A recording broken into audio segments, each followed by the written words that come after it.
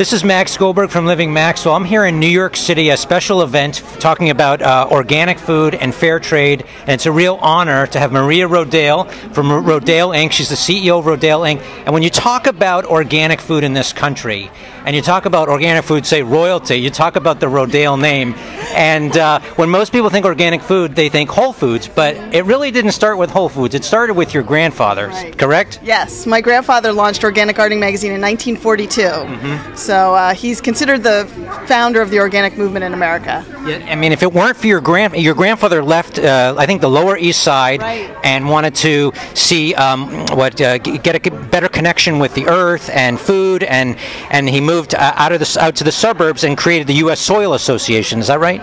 Right. He was really concerned about his own health, and he was looking for ways to improve his personal health, and he was convinced that how food is grown would have an impact on his health. And he spent his whole life experimenting, writing about it, connecting with people all around the world about it, and he turned out to be right. So.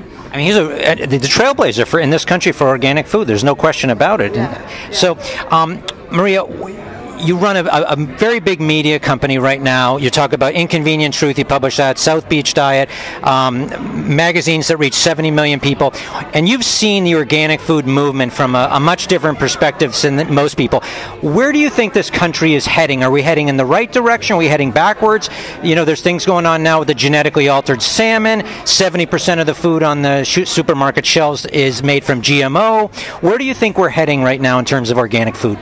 Well, I think we're at a critical turning point with organic food, where it's like the tipping point that we hear about. That if we just continue to kind of divide amongst ourselves and nitpick about what's good enough or what's best, I think we'll stay a fringe movement. But if we can work together and band together and unite, I think the science is there now to support the fact that organic is better, that fair trade is better for it's better for people, for the environment, for health, but we just need to work together to get that message across in a very clear and concise way to the American consumer.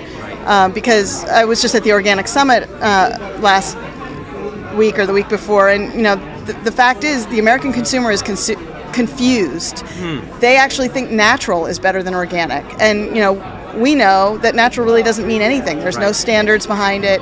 Doesn't have anything to do with how people are treated when they work in producing the food. So it's really important that we start thinking like business people, really, and put aside our philosophical differences to work for the greater good. Wonderful. Well, thank you so much for your time today. It was a pleasure to finally meet you in person, and it's just, great to meet you and everything that you and your family have done for the organic movement. I'm very appreciative of everything that you've done. Thank you so much. Yeah. Thank you. It's great to meet you. Wonderful. Awesome. This is Max Goldberg from Living Maxwell. Just remember to buy well, eat well, and most importantly, live well. Thanks for watching.